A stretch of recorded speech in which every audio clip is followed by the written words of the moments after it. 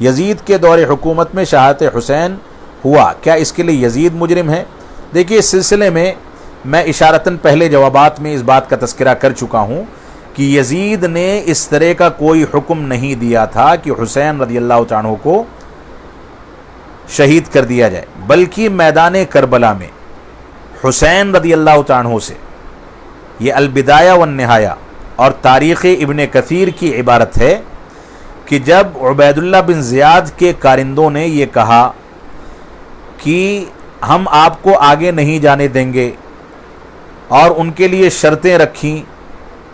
کہ یزید کے نام پر میرے ہاتھ پر بیعت کر لیں، عبید اللہ بن زیاد کے ہاتھ پر بیعت کر لیں، یا اس طرح کی باتیں کہیں، تو حسین رضی اللہ عنہ نے اس سے انکار کر دیا اور یہ کہا کہ مجھ کو 3 اختیارات میں سے اختیار دے دیا جائے۔ ایک تو یہ کہ کسی اسلامی حدود میں سے کسی حدود پر بھیج دیا جائے، میں وہاں رہوں، اسلامی حدود کی حفاظت کروں اور وہیں میری شہادت ہو جائے، ایک بات۔ دوسری بات کہی کہ مجھ کو چھوڑ دیا جائے کہ میں جا کر کے امیر المؤمنین یزید بن معاویہ کے ہاتھ پر بیعت کر لوں۔ حسین رضی اللہ عنہ نے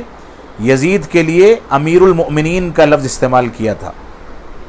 اور تیسرا ایک اختیار اور دیا تھا جو میرے ذہن سے نکل رہا ہے، یہ البدایہ والنہایہ اور تاریخ ابن کثیر کی عبارت ہے، لہذا اس عبارت کے مطابق ہم یہ دیکھیں تو حسین رضی اللہ عنہ کی شہادت کا ذمہ دار یزید کو نہیں قرار دیا جا سکتا۔ ایک بات، عبید اللہ بن زیاد نے یہ غلطی کی، یہ جرم کیا،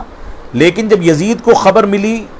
تو قابل اعتماد عبارتیں اور قابل اعتماد روایتیں جو ہیں اس میں یہ ہے کہ یزید روئے، بلک گئے اور اس کے بعد ان کے گھر کی خواتین کو بلا کر کے اپنے گھر میں ضیافت کی۔ جب ان کے گھر کی خواتین، حسین رضی اللہ عنہ کے گھر کی خواتین اور لوگ نکلنے لگے تو یزید کے گھر کی خواتین نے اپنے زیورات ان کو ہدیے میں دینا چاہے، ان لوگوں نے معذرت کر لی۔ یہ ساری کی ساری داستان صحیح تاریخوں کے اندر موجود ہے، لہٰذا اس طرح کی چیزوں کو بنیاد بنا کر کے، غلط بیانی کر کے، غلط عبارات اور